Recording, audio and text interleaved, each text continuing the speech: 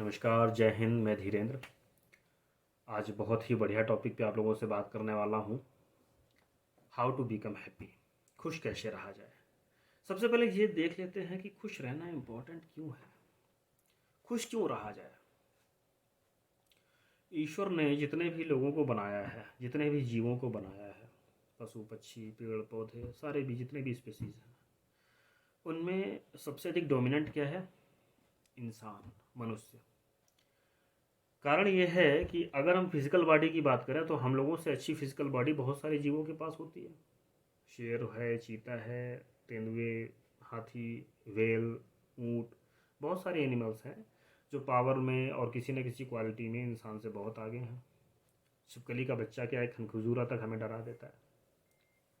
पर हमारे पास एक स्पेशलिटी होती है इस शरीर के साथ साथ, जो सबसे इम्पोर्टेंट पॉइंट ईश्वर ने दिया है, जो सबसे मजबूत चीज़ हमें दी है, सबसे ताकतवर चीज़ दी है, वो है हमारा ब्रेन, यानी हमारी सोचने समझने की शक्ति, यानी हमारी मेंटल पावर, या फिर मैं उसे एक भाषा में और कहना चाह रहा हूँ, एक नाम उसे और देना चाह रहा हूँ, जिसे हम कहते हैं स्पिरिचुअलिटी। क्योंकि अभी हम फिजिकल और स्पिरिचुअलिटी दो बातों में ही बात करने वाले हैं, दो शब्दों के आधार पर। फिजिकल मतलब हमारी बॉडी और स्पिरिचुअलिटी मतलब हमारी मेंटल पावर।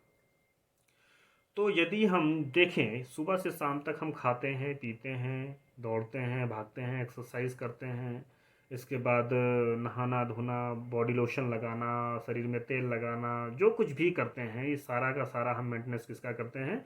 अपने शरीर का करते हैं। क्षमा चाहता हूँ। तो हमने जैसे कि बताया कि हमारे शरीर में, ये तो हमारा शरीर है, मगर जो हमारी मानसिकता है, जो हमारी मेंटल पावर है, वो हमारे शरीर से कई गुना ज़्यादा स्ट्रांग होती है। तो उसके लिए हम क्या करते हैं?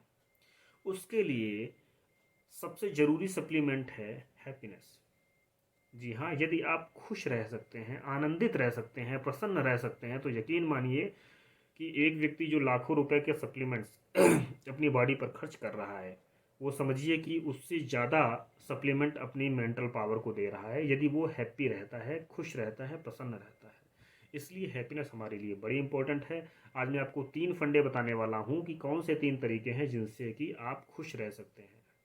सबसे पहला तरीका ये है, किसी दूसरे की प्रगति से, किसी दूसरे की उन्नति से जलन करना छोड़ दीजिए इमीडिएटली, इसी समय। ये देखिए, हो सकता है कुछ लोग ये कहें कि नहीं, मैं तो, मुझे किसी की खुशी से कोई समस्या नहीं होती, मगर होती ही है, बिल्कुल सत्य बात है। एग्जाम्पल, पड़ोस में किसी का बच्चा यूपीएससी क्रैक करते हैं, आज पिताजी बड़ी डांट लगाने वाले हैं, निश्चित ही डांट लगाएंगे। देखो उनका बच्चा, और ये डांट कई दिनों तक चलती रहेगी। पिताजी के साथ साथ सारे रिलेटिव ताने देंगे, तुम भी तो तैयारी करते थे, तुम नहीं क्रैक कर पाए, देखो उसने क्रैक कर लिया। हमारे परिवार में ही, आपस में ही, जब कोई किसी के घर में कोई नई कार आ जाती है, या कोई नई फ्रिज ले आता है, या कोई नया मकान खरीद लेता है, तो हमको इसमें भी प्रॉब्लम हो जाती है। बेशक कुछ लोगों को कम लेवल पे होती है, कुछ लोगों को ज़्यादा लेवल पे होती है, पर अधिकांश को होती है, ये बात सत्य है। तो अगर आपको किसी की थोड़ी सी सफलता से प्रॉब्लम हो रही है, तो कल जब उसकी सफलता का लेवल बढ़ेगा तो आपकी प्रॉब्लम का लेवल बढ़ेगा। इसलिए हमें इस चीज़ को अभी इमीडिएटली ख़त्म करना पड़ेगा, बिल्कुल दिमाग से निकाल देना, मस्त रहना है। ठीक है, हम अपने प्रयास कर रहे हैं, उसने किया, उसे मिला, अच्छी बात है, हम अपने प्रयास कर रहे हैं। दूसरा तरीका, दूसरा काम हमें क्या करना है खुश रहने के लिए? ये बहुत ज़रूरी काम है। हमें कतराना छोड़ देना है। हर बंदे का कहीं ना कहीं कोई कंपटीटर होता है, जिसे वो कंपटीटर मानता ही मानता है। जैसे कि कोई बंदा बॉडी बिल्डिंग करता है, उसका कोई कंपटीटर है, वो उसे रास्ते में मिल जाएगा तो उसे अवॉइड करेगा, वो सोचेगा कि अरे यार ये निकल जाता है, मैं निकलूँ नहीं, भी 4 बातें बताना शुरू कर देगा। गांव मोहल्ले में कोई एक ऐसे अंकल जी या भैया हैं जो हमेशा आपको गाइड करने का प्रयास करते हैं, बेटा ऐसे नहीं, ऐसे करो।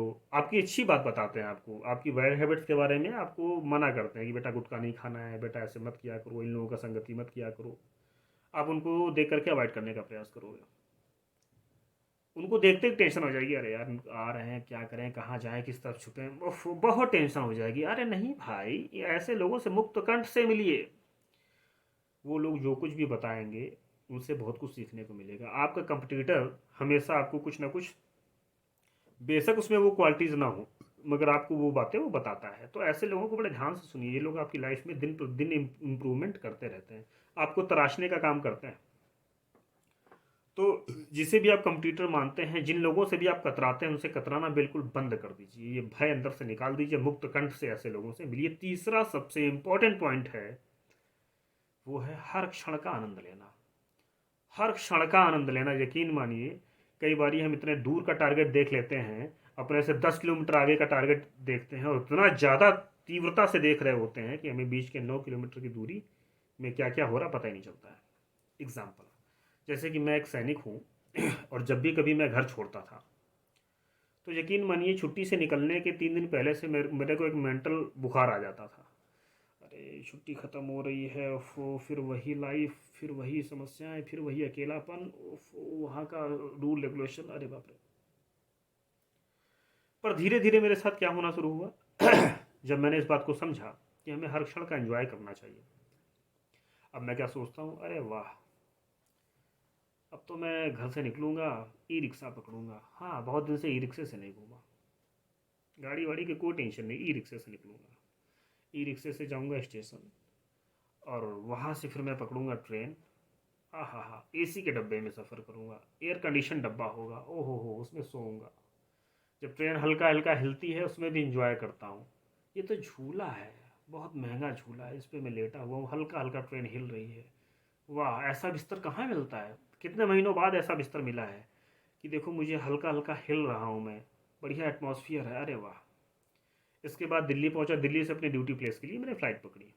अब फ्लाइट का एंजॉय करना है। अरे वाह, देखिए, देखो कितने सारे लोग हैं जब हम बच्चे थे तो हम भी फ्लाइट को देख करके चिल्लाया करते थे, रुको रुको रुको रुको। आज आप फ्लाइट से घूम रहे हो। ये बात मैंने क्यों बताई, अब आपको टेंशन ये है कि अगर ये टेंशन है, अरे मुझे देखो ड्यूटी पे तो आपको जाना ही जाना है।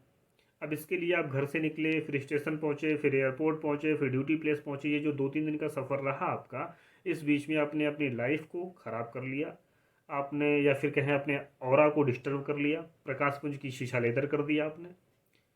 तो हमें हर क्षण का एंजॉय करना है। यकीन मानिए, खाना भी खाइए ना, हर निवाले का आनंद लीजिए, हर निवाले का आनंद लीजिए। पानी पीते हैं तो हर घूंट का, हर सिप का आनंद लीजिए कि आप कितने लकी हैं, आपके पास पानी है। जिस समय आप पानी पी रहे होते हैं उस समय कोई बंदा रेगिस्तान में प्यासा बैठा होता है। जिस समय आप खाना खा रहे होते हैं कोई बंदा भूख के मारे एक रोटी की याद कर रहा होता है, काश मुझे कोई एक निवाला दे दे, मैं खाना खा लूं। तो इसलिए मैं कहता हूं हर क्षण का आनंद लेना शुरू कीजिए। सबसे इंपॉर्टेंट बात है, खुश रहने के लिए सबसे इंपॉर्टेंट है हर क्षण का आनंद लीजिए। अगर आप हर क्षण का आनंद लेना शुरू कर देंगे तो यकीन मानिए आपकी लाइफ बिल्कुल मस्त हो जाएगी। और जब आप खुश रहेंगे, आपकी स्पिरिचुअलिटी, आपकी मानसिक शक्ति, आपकी मेंटल पावर बढ़ती जाएगी।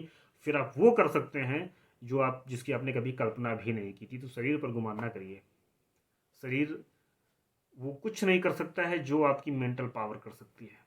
आपके शरीर को चलाने वाला आपकी मेंटल पावर, आपकी मानसिक शक्ति है, आपकी मानसिक चेतना है। फिर मिलते हैं किसी नए वीडियो के साथ। मुझे सुनने के लिए बहुत बहुत धन्यवाद। नमस्कार, जय हिंद।